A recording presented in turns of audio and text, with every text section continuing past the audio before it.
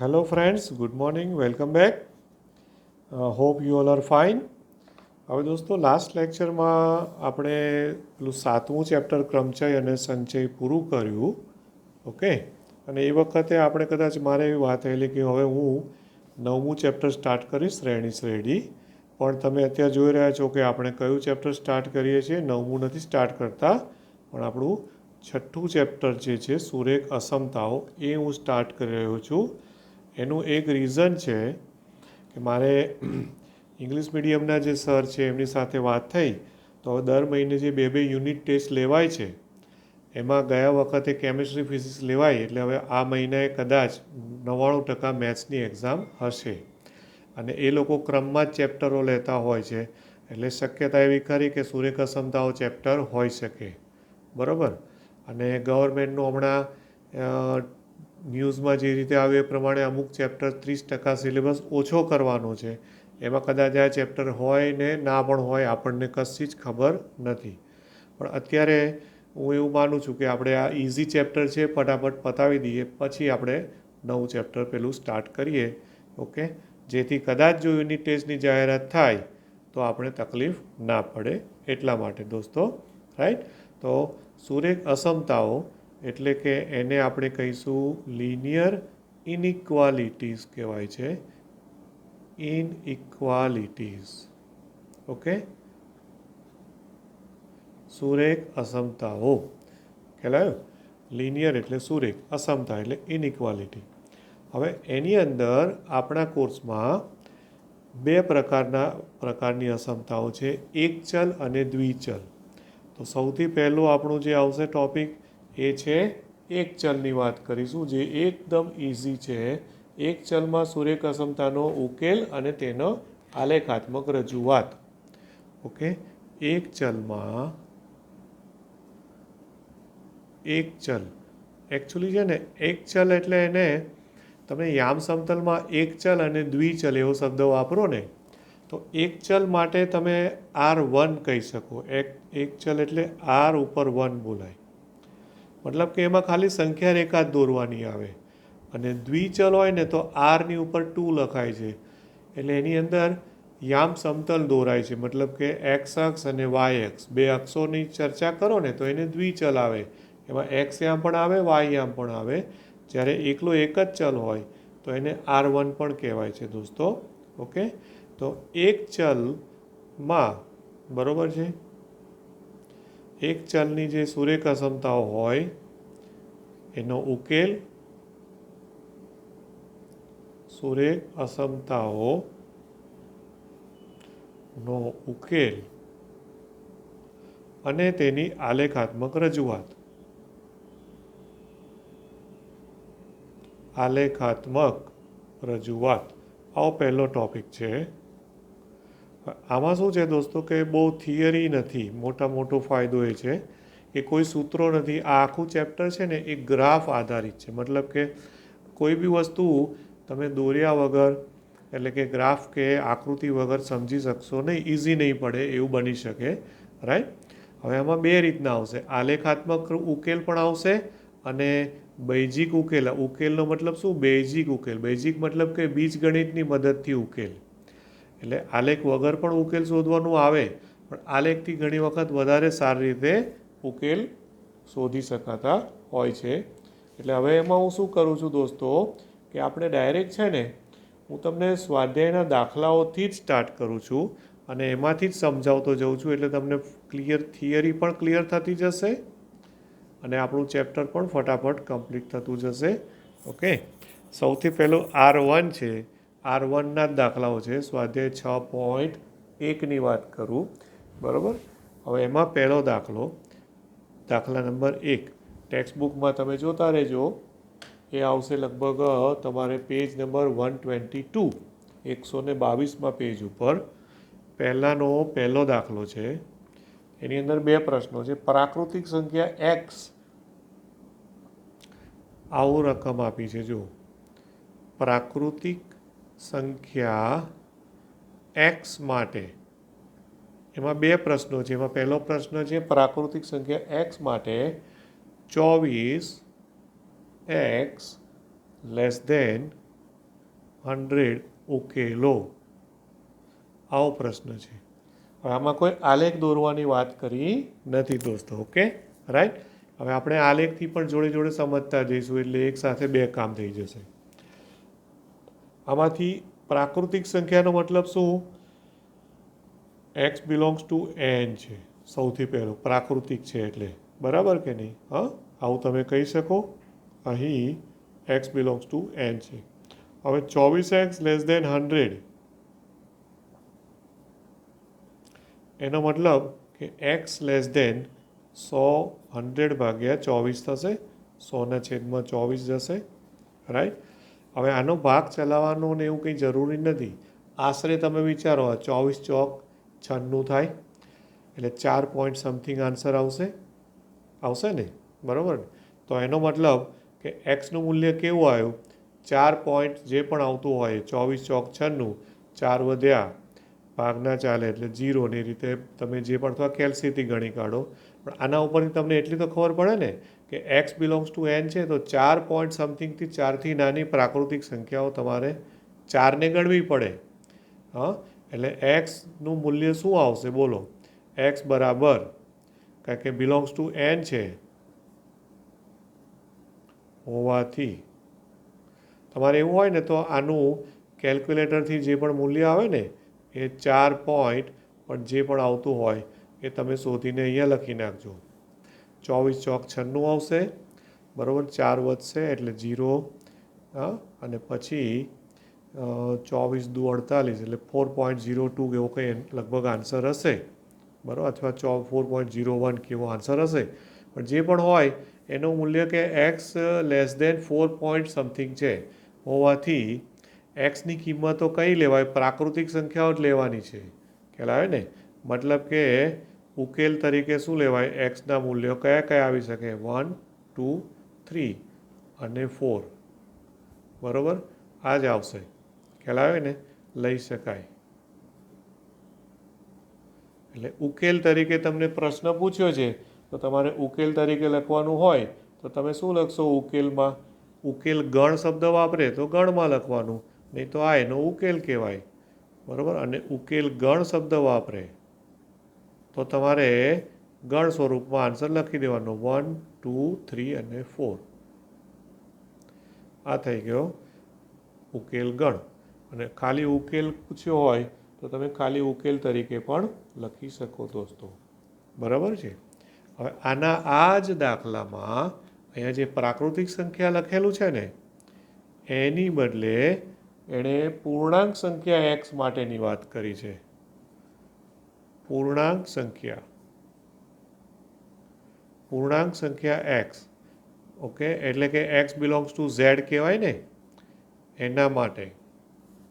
ફરી પાછું 24x less than 100 તો આપેલું જ છે, તો એનો મતલબ કે ફરી પાછું એક્સ લેસ દેન 100/24 એટલે ફરી પાછું એ 4 પોઈન્ટ જે પણ આવ્યું હોય, બરાબર છે, એ તમારો આન્સર અહીંયા તમે લખી નાખશો. હવે 4 પોઈન્ટ સમથિંગથી નાની પૂર્ણાંક સંખ્યાઓ દોસ્તો, પૂર્ણાંક. પ્રાકૃતિકમાં કેવું છે? 1થી શરૂ થાય, જ્યારે પૂર્ણાંકની અંદર શું છે કે ધન પૂર્ણાંક આવે, 0 આવે અને ઋણ પૂર્ણાંક પણ આવે. તો એનો મતલબ કે એક્સની કઈ કિંમતો આવી શકે? તો કે ભાઈ ઉકેલ ગણમાં તમે જુઓ તો એની અંદર છે ને, તમે ધ્યાનથી જોશો ને તો 0, 1, 2, 3, 4, ચારે અટકી જવાનું. પણ આ બાજુ -1, -2, કારણ કે લેસ દેન છે તો એ તો અનંત આવે ને, -3 એન્ડ સો ઓન, એટલે આ ડાબી બાજુ જે પૂર્ણાંક સંખ્યાઓ છે એ અનંત રહેશે. આ બાજુ 4 સુધી જવાનું, કે 4 પોઈન્ટ સમથિંગ છે, બરાબર છે? ખ્યાલ આવે છે આટલો? હા, ઓકે. તો આ રીતે તમારે ઉકેલ ગણ શોધવાનો થાય. તો હવે આ બંને ઉદાહરણોમાં એક વસ્તુ માર્ક કરો કે આ ઉકેલ ગણ છે એ શાંત ગણ છે અને આ ઉકેલ ગણ છે એ અનંત ગણ છે. કહી શકું ને કે આમાં સંખ્યાઓ જે છે એ અનંત છે, આમાં કોઈ ફિક્સ નથી કેટલા છે, આમાં 1, 2, 3, 4 ફિક્સ છે, એટલે આ શાંત ગણ છે, બરાબર.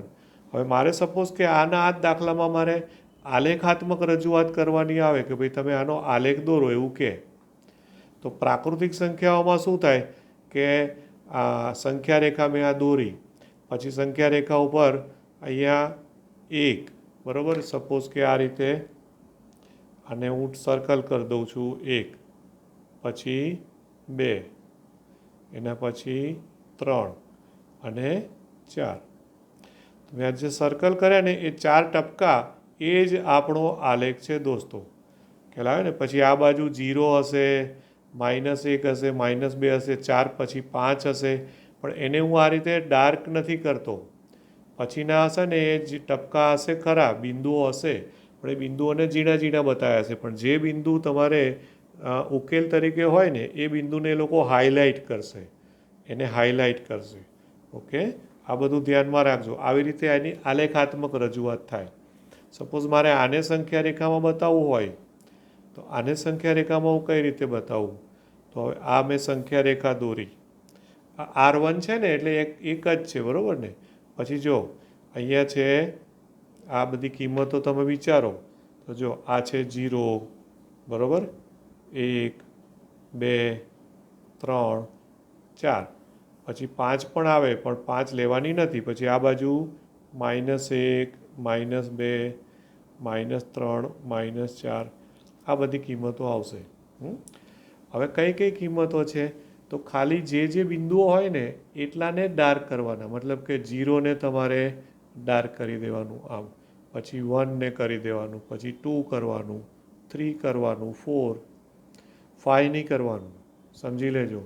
તો જે ડાર્ક ટપકા કર્યા છે એ જ તમારો ઉકેલ છે. 0 ને 1ની વચ્ચે કોઈ બિંદુ ઉકેલમાં નથી, 1 અને 2ની વચ્ચે કોઈ નથી. હા, કારણ કે આમાં બિલોંગ્સ ટુ ઝેડ છે દોસ્તો, વાસ્તવિક સંખ્યાઓ નથી, પૂર્ણાંક જ છે. 1 અને 2ની વચ્ચેની બધી સંખ્યાઓ આવે ને એ બધી આપેલી આવે, 1.1, 1.2, 1.3, 1.35, એ બધી વાસ્તવિક સંખ્યાઓ થઈ. તો આમાં વાસ્તવિક સંખ્યાઓ તો આપણે લેવાની નથી, પૂર્ણાંક જ લેવાની છે. એટલે આ -1 લેવાય, પછી -2, -3, -4 એન્ડ સો ઓન. પછી આ બાજુ ટપકાઓ થયા જ કરશે, આ બાજુ એનો કોઈ અંત નથી, હને, બરાબર. એટલે અહીંયા હું આમ ડોટ ડોટ કરી દઉં તો આપણે સમજી જવું પડે કે આ રીતે આ બાજુ ટપકા ચાલે જ જાય છે, જ્યારે અહીંયા 4 પર અટકી જવાનું છે. તો આ એની થઈ શું કહેવાય દોસ્તો? આલેખાત્મક રજૂઆત થઈ કહેવાય દોસ્તો, બરાબર છે, રાઈટ. હવે આમાં જ ત્રીજો દાખલો લઉં છું, જો 6.1નો દાખલા નંબર 3. હવે 6.1માં દાખલા નંબર 3નું પહેલું, એમાં પહેલાં પૂર્ણાંક સંખ્યા x માટે આપ્યું છે. 3નું પહેલું જે છે એ 3ના પહેલાંમાં એવું કીધું છે પૂર્ણાંક સંખ્યા. હવે હું સંકેતમાં લખું છું, x બિલોંગ્સ ટુ z માટે, એટલે કે પૂર્ણાંક સંખ્યા માટે 5x - 3 < 7, 5x - 3 અને < 7, આને ઉકેલો આવું કીધું છે, બરાબર. z માટે છે. હા, એટલે પહેલાં -3 ને સામે લઈ જાઓ એટલે શું થાય? 5x < 10, 7 + 3, પછી 5 વડે ભાગી કાઢો એટલે કે x < 10/5 એટલે 2. તો એક્સના મૂલ્યો કેવા છે? 2 કરતાં નાના, 2 કરતાં નાના અને પૂર્ણાંક, બરાબર. એક્સ બિલોંગ્સ ટુ ઝેડ છે અને 2થી નાની, તો 2 ના લેવાય, 2થી નાની લેવાની. માટે ઉકેલ ગણ, તો ઉકેલ ગણમાં શું આવે? ગણ તરીકે તો છગડિયા કૌંસમાં 2થી નાની એટલે 1થી શરૂ થાય, 1, પછી એનાથી નાની 0, પછી -1, -2, હા, એન્ડ સો ઓન. આમ ડાબી બાજુ પણ અહીંયા 1 એ અટકી જવાનું, અહીંયા 1થી મોટી કોઈ કિંમત આવે નહીં, આવ્યો કે નહીં? તો આવી રીતે તમારે ઉકેલ શોધવાના થાય. હવે એને પણ તમે હમણાં લાસ્ટ આપણે જોયું એ પ્રમાણે તમે આલેખમાં બતાવી શકો, નંબર લાઈન એટલે કે સંખ્યા રેખા દોરીને બતાવી શકો ને, બરાબર. હવે એ જ દાખલામાં બીજો દાખલો જુઓ, તો એમાં આપ્યું છે દોસ્તો વાસ્તવિક સંખ્યા એક્સ માટે રકમ આની આ જ, પણ એક્સ બિલોંગ્સ ટુ ઝેડની બદલે એક્સ બિલોંગ્સ ટુ આર માટે વાત કરી છે. હવે ધ્યાન આપજો, આ આઈએમપી છે. આર આવ્યું ને એટલે આઈએમપી ગણિત લેવાનું, કારણ કે એમાં ગડબડ થવાના ચાન્સીસ છે. રકમ આની આ જ, મતલબ કે 5x - 3 < 7. બરાબર. ફરી પાછું બધું એનું એ જ કરવાનું છે. 5x < 10 માટે x < 2, 10/5, અને x બિલોંગ્સ ટુ આર છે. હવે ધ્યાન આપજો, આરનો મતલબ શું છે? તમામ વાસ્તવિક સંખ્યા. આમાં ખાલી પૂર્ણાંક હતું, અહીંયા આર છે એટલે બધી જ એટલે 2થી નાની. તો 2થી નાનીનો મતલબ 1.9 પણ આવી જાય, 1.99 આવી જાય, જે અહીંયા નથી. આમાં 2થી નાની એટલે 1, કારણ કે પૂર્ણાંકની વાત હતી. અહીંયા વાસ્તવિકની વાત છે, બરાબર ને? એટલે વાસ્તવિકની વાત છે એટલે આમાં એ રીતે વિચારવાનું રહેશે. તો હવે આમાં છે ને, હું આ રીતે સંખ્યાઓ ના લખી શકું, અહીંયા લખીને એટલે સંખ્યા ના લખી શકાય. માટે આમાં ઉકેલ તરીકે, ઉકેલ તો એક્સ બિલોંગ્સ ટુ, તો કયો ઉકેલ આવે ખબર છે? 2થી નાનું, પણ 2થી નાને કેટલી? અનંતને, એટલે એને ઇન્ટરવલ એટલે એક અંતરાલ તરીકે લખવું પડે, -∞ થી 2, અને બે બાજુ પણ ઓપન જ ઇન્ટરવલ. કેમ? કારણ કે લેસ ધેન છે. લેસ ધેન હોય એટલે બેનો સમાવેશ થતો નથી દોસ્તો. ખ્યાલ આવ્યો કે નહીં? એટલે આને બીજી રીતે લખવું હોય તો શું કહેવાય? એટલે કે એવી બધી જ કિંમતો આને બીજી રીતે લખો તો છગડિયા કૌંસમાં x, કે જ્યાં શું કહેશો? એક્સની કિંમત કેવી છે? આ 2 કરતાં નાની, કે જ્યાં x < 2, x belongs to R. આ રીતે પણ ઘણીવાર ઉકેલ તરીકે આપે, બરાબર ને? x belongs to R. ખ્યાલ? એટલે આ રીતે ઉકેલ ગણને તમારે વિચારવાનું રહેશે દોસ્તો. આ વાસ્તવિક સંખ્યાઓની વાત છે. સપોઝ આને મારે સંખ્યા રેખા પર દર્શાવવું, આને હું સંખ્યા રેખા પર દર્શાવું, જે નેક્સ્ટ સ્વાધ્યાયમાં પણ આવવાનું જ છે. એટલે આપણે શું, એ માને તમે જોઈ લો, આપણે એક જ સ્વાધ્યાયમાં 2 કામ કરી કાઢીએ છીએ. આ સંખ્યા રેખા દોરી, ઓકે. હવે એ સંખ્યા રેખામાં અહીંયા તમે 0 લઈ લો, પછી 1, 2, 3 એન્ડ સો ઓન. આ બાજુ -1, -2, -3 એન્ડ સો ઓન. આ સંખ્યા રેખા દોરી. હવે 2 કરતાં નાનું, મતલબ 2નો સમાવેશ નથી કરવાનો, કરેક્ટ? હવે બહુ જ અગત્યની વસ્તુ, ટેક્સ્ટબુકમાં પણ તમે ગ્રાફ જોજો દોસ્તો. તમે આલેખ જોશો ને તો એ લોકો શું કરશે એ તમને કહી દઉં, કે જો 2નો સમાવેશ નથી કરવાનો તો 2 આગળ એ લોકોએ સર્કલ કર્યું હશે ને, પણ એ સર્કલને ડાર્ક નહીં કરે, આવું ઓપન સર્કલ રાખ્યું હશે. જો એને ડાર્ક કરી દઉં ને, હમણાં આગળ જ જોયું, જો હમણાં આગળના દાખલામાં આપણે શું કર્યું? આ રહ્યા જો બિંદુઓ, આ બધા બિંદુઓને મેં ડાર્ક કર્યા છે. 3, 4, 2, 1. ડાર્ક કરો એનો મતલબ કે એ બિંદુનો સમાવેશ થયેલો છે. જ્યારે અહીંયા મેં સર્કલ કર્યું, પણ એ સર્કલને આખું આમ ડાર્ક નથી કરતો. એને આવું તમે ટેક્સ્ટબુકમાં જોશો ને આકૃતિ, તો એ સર્કલ આવું ઓપન રાખ્યું હશે, ખુલ્લું. મતલબ કે એને ડાર્ક નહીં કરવાનું. અને એનાથી નાની બધી જ કિંમતો, એટલે 2થી નાની એટલે આ બાજુ થાય, 2થી નાની એટલે તમામ કિંમતો મારે લેવાની છે દોસ્તો, રાઈટ? એટલે હવે શું કરવું પડે મારે? તો કે ભાઈ એને આ જે ભાગ હોય ને, આ પોર્શન, એને થોડો મારે ડાર્ક કરી દેવાનો, મતલબ થોડો એને ઘાટો બનાવી દેવાનો. જો આમ આટલો આ બાજુ, પછી અનંતો છેક સુધી આ બધો જ ભાગ છે, ઓકે. અહીંયા આમ એરો છે એટલે એ અનંત સુધી જાય છે. અને ધ્યાન રાખવાનું કે આ સર્કલ જે છે એ સર્કલને તમારે ડાર્ક નહીં કરવાનું. આ બાજુનો ભાગ ડાર્ક, તો જે ટેક્સ્ટબુકમાં પણ તમે ગ્રાફ જોશો ને, તો જે બાજુનો ભાગ ઘાટો કરેલો હોય ને, એ તમારો ઉકેલનો પ્રદેશ દર્શાવે છે. આ બાજુનો ભાગ છે એ ઉકેલ પ્રદેશ નથી, આ તમારો ઉકેલનો પ્રદેશ છે.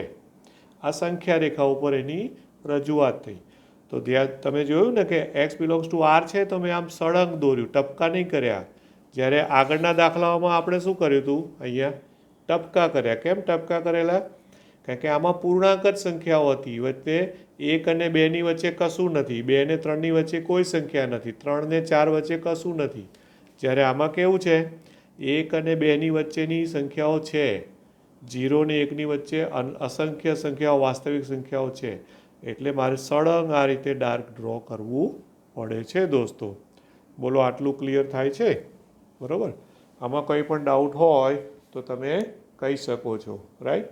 હવે બીજું તમને કહી દઉં કે આ સ્વાધ્યાયમાં 21 નંબરના દાખલાઓથી બધા કૂટ પ્રશ્નો આપ્યા છે.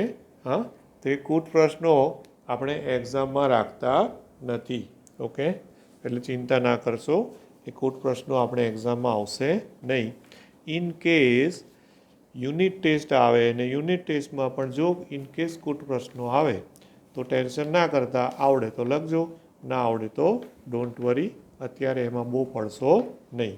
ઓકે, બરાબર. હવે 5 નંબરથી બધા દાખલા 5 થી 20 એ 5 થી 16 માટે કીધું છે કે અસમતાઓનો વાસ્તવિક સંખ્યા માટે ઉકેલ મેળવો, અને 17 થી 20 છે ને એમાં ઉકેલ મેળવો અને સંખ્યા રેખા પર દર્શાવો. 2 રીતના પૂછ્યું છે. તો હજુ 1-2 દાખલા આમાંથી હું તમને બતાવું કે ભાઈ કઈ રીતે ગણાય. સપોઝ કે ભાઈ આપણે આમાંથી કયો દાખલો લઈએ. સપોઝ કે ભાઈ મેં 8મો દાખલો લીધો. બરાબર, દાખલા નંબર 8. 8માની રકમ છે 3 × 2 - x, 3 × 2 - x greater than or equal to 2 × 1 - x. આવી રકમ છે. હવે આમાંથી એક્સનું મૂલ્ય શોધવાનું છે, અને આ બધું એક્સ બિલોંગ્સ ટુ આર માટે છે. 5 થી 16 બધામાં એક્સ બિલોંગ્સ ટુ આર છે.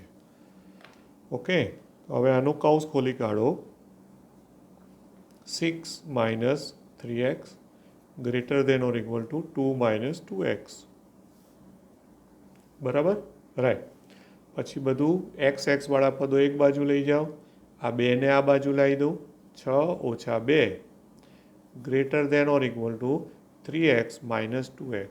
આ -3x ને પેલી બાજુ લઈ ગયો એટલે +3x થાય ને. એટલે 6 - 2 એટલે કે 4 greater than or equal to x. બરાબર. એનો મતલબ કે x is less than or equal to 4. Answer થયો. આ થઈ ગયો તમારો ઉકેલ. મતલબ કે ઉકેલ તરીકે લખવું હોય તો x બિલોંગ્સ ટુ ઉકેલ તરીકે તો 4થી નાની, પણ 4ને ગણવાનું છે. એટલે -∞થી 4 અને 4 બાજુ કયો અંતરાલ કરવાનો? ક્લોઝ કરી દેવાનો. કરી શકાય ને આ રીતે? બરાબર. આ તમારો આન્સર થઈ ગયો, ઉકેલ છે. ખ્યાલ આવે ને? હા, એટલે વાસ્તવિક સંખ્યાઓ માટે તમારે આ રીતના વિચારવાનું રહેશે. હા, હવે બીજો એકાદ કોઈ દાખલો આપણે જોઈએ કે ભાઈ અમુક દાખલામાં શું છે, પેલું તમને એવું લાગે પણ ખરેખર બધું લસા લઈને ને બધું થઈ જતું હોય. સપોઝ કે ભાઈ એમાંથી હું 12મો દાખલો લઉં છું. જો દાખલા નંબર 12. હવે 12માની રકમ જુઓ તમે. બધા એક સરખા જ દાખલાઓ છે એકચ્યુઅલી. 1/2 × 3x/5 3x/5 + 4. બરાબર. અને greater than or equal two 1/3 ×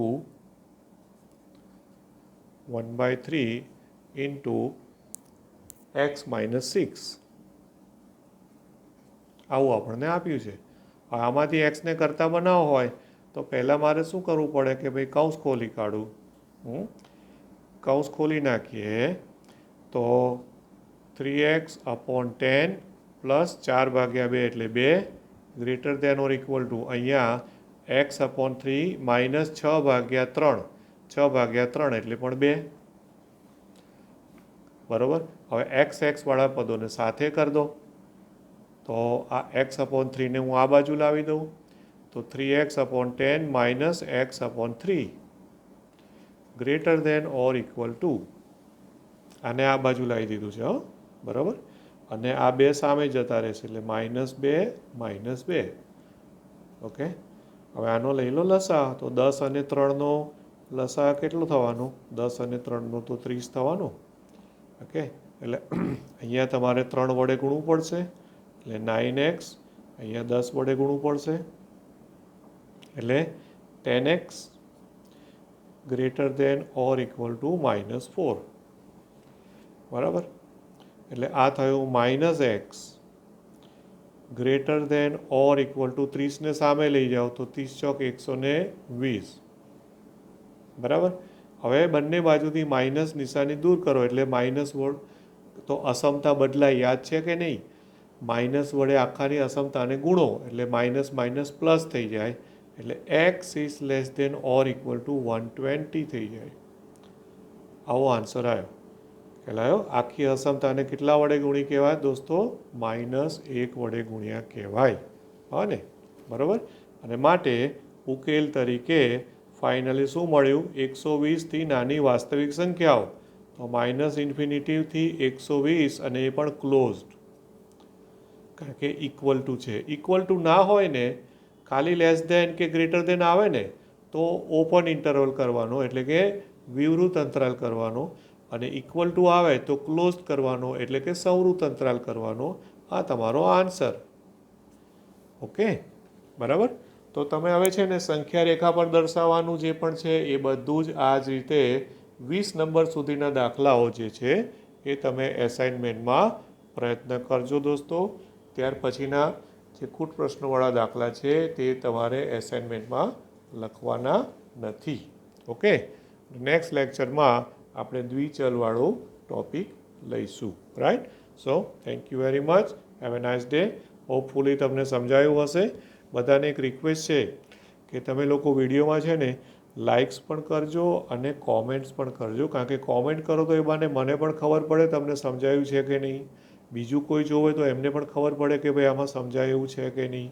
હા, એટલે તમારે આમાં લખતા રહેવું કે ભાઈ સમજાઈ ગયું છે, બરાબર ક્લિયર થયું છે.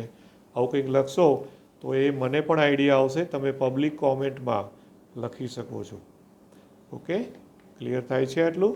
So thank you very much. Have a nice day.